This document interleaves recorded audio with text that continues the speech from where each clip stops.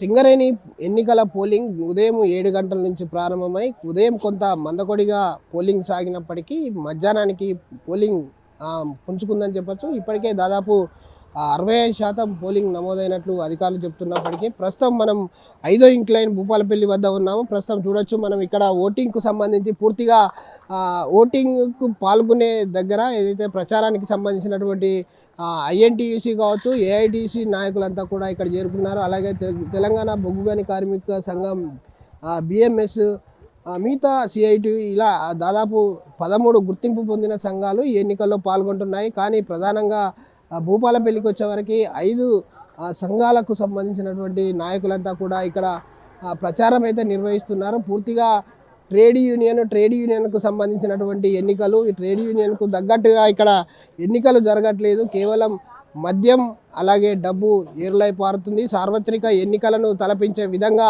ఇక్కడ పోలింగ్ అయితే జరుగుతూ ఉంది. ఎన్నికలకు సంబంధించి రాత్రి నుంచి అయితే మద్యం కావచ్చు, డబ్బు కావచ్చు, ఏదైతే సార్వత్రిక ఎన్నికల తలపించే విధంగా డబ్బులు పంచారు పెద్ద ఎత్తున అని చెప్పేసి కొంతమంది ఇక్కడ ఉన్నటువంటి సింగరేణికి సంబంధించినటువంటి వాళ్ళు ఉన్నారు. వాళ్ళని అడిగి తెలుసుకుందాం. చెప్పండి, ఏ విధంగా నడుస్తుంది పోలింగ్ బాగానే జరుగుతుంది. కానీ ఇక్కడ ఈరోజు జరుగుతున్న ఎన్నికలలో మనకు సార్వత్రిక ఎన్నికలు ఎలా జరుగుతున్నాయో ఆ పద్ధతిలోనే ఇక్కడ జరుగుతున్నాయి. ఎందుకంటే కార్మిక హక్కుల కొరకు పోరాటం చేసే యూనియన్లను ఎన్నుకునే పద్ధతి ఉండేది ఇది వరకు. కానీ ఇప్పుడు ఇది కూడా మళ్ళీ ఎమ్మెల్యేలు, ఎంపీలు అందరూ ఇంటరై దీన్ని ఒక రాజకీయంగా దీన్ని పులిపించుకొని దీన్ని ఇక్కడ సేమ్ ఏదైతే ఉన్నదో గతంలో జరిగినట్టుగా అయితే ఎమ్మెల్యే, ఎంపీ ఎన్నికల్లో జరిగినట్టుగా ఇక్కడ కూడా మద్యము కానీ పైసలు కానీ పంచడం ఇవన్నీ చేయడం వల్ల కార్మికులు పక్కదోరు తగ్గే పద్ధతి ఉన్నది. కాబట్టి ఇక రాను ఈ ట్రేడ్ యూనియన్లో రాజకీయాలు తప్ప ట్రేడ్ యూనియన్ హక్కులు సాధించడానికి ఎవరైతే పోరాటం చేస్తున్నారో ఆ పోరాటం చేసే యూనియన్లు ఉండలేని పరిస్థితి ఏర్పడుతున్నది ఈ యొక్క ఎన్నికల ద్వారా మనకు అర్థమవుతున్నది. ఇక్కడ మళ్ళీ రాజకీయాలు మొదలై మళ్ళా ఏదో ఇళ్లలోనే మనకు పంచడం, పైసలు పంచడం, మద్యం పంచడం ఇలాంటి అన్నింటినీ ఈ యొక్క రూపంలో వచ్చింది. కాబట్టి ఈ ఎన్నికలు రాబోయే కాలంలో పోరాడే శక్తులకు, పోరాడే యూనియన్లకు ఈ యొక్క ఎన్నికల్లో పాల్గొనడానికి అవకాశం లేదన్నది మేము చెప్పదలుచుకున్నాం. కాబట్టి ఈ యొక్క విధానం రద్దు కావాలని చెప్పని ఇప్పటికైనా కార్మికులు మారాలి. కార్మికులు కూడా నీతి నిజాయితీ నుండి పైసలు తీసుకోకుండా ఓటేస్తేనే అసలైన నాయకులు ముందుకు వస్తారన్నది తెలియజేస్తున్నాం. దాదాపు సింగరేణిలో పనిచేసేది వేలల్లో జీతాలు ఉంటాయి. కానీ నిజంగా కూడా కార్మికులు, ట్రేడ్ యూనియన్ చెప్పుకునే నాయకులు కూడా డబ్బు పంచడం ఏ విధంగా చూడొచ్చు?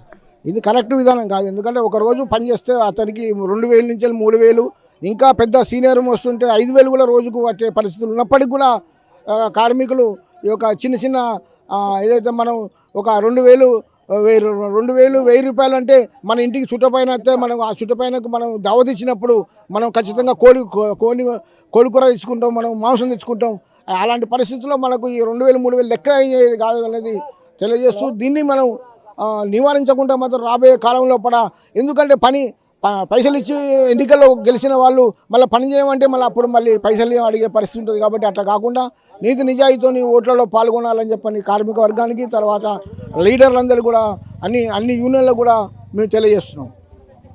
దాదాపు ఉదయం నుంచి ప్రారంభమైనటువంటి పోలింగ్ మొత్తంగా 5,410 మంది భూపాలపల్లి సింగరేణిలో తమ ఓటు హక్కును వినియోగించుకుంటాను. పెద్ద ఎత్తున అయితే ఇక్కడికి ట్రేడ్ యూనియన్స్ అన్ని కూడా చేరుకున్నాయి. ట్రేడ్ యూనియన్ లక్షణాలు కావు, పెద్ద ఎత్తున డబ్బు, మద్యం పంచడం జరిగింది. ఇది ట్రేడ్ యూనియన్ లక్షణాలు కాదు. ఏదైతే కార్మికుల సంక్షేమం, కార్మికుల శ్రేయస్సు కోసం పాటుపడాల్సినటువంటి యూనియన్ల వాళ్ళంతా కూడా పెద్ద ఎత్తున ఇక్కడ చేరి రాజకీయ పార్టీలు ఇందులో ప్రవేశించి ఏదైతే కార్మికులను వాళ్ళ హక్కులను హరించే విధంగా పార్టీలు జెండాలుగా ఎగిరి కార్మికుల హక్కులను హరిస్తున్నారు. ఇక్కడ ట్రేడ్ యూనియన్కి సంబంధించినటువంటి కార్మికుల హక్కుల కోసం పోరాడే సంఘాలు లేవు, ట్రేడ్ యూనియన్స్ లేవు.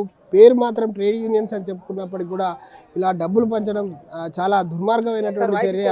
రోజుకు దాదాపు వేలల్లో జీతాలు ఉంటాయి, 2,000, 3,000 వేతనాలు ప్రతిరోజు వాళ్ళు వర్క్ చేస్తే వస్తాయి. కానీ అలాంటి వాళ్ళు 1,000 రూపాయలకు అకృతిపడి మద్యానికి ఒక వాటర్ బాటిల్కు ఆశపడి తమ ఓటు నమ్ముకోవడం సరైన పద్ధతి కాదని చెప్పేసి కొంతమంది నేతలు అయితే చెప్తా ఉన్నారు. ఇది ఇక్కడ ఉన్నటువంటి పరిస్థితి. Over to Hyderabad studio. మరిన్ని వీడియోస్ కోసం ఛానల్ ని సబ్స్క్రైబ్ చేయండి, లేటెస్ట్ అప్డేట్స్ కోసం వాట్సాప్ ఛానల్ ని ఫాలో చేయండి అండ్ లింక్ డిస్క్రిప్షన్ లో ఉంది.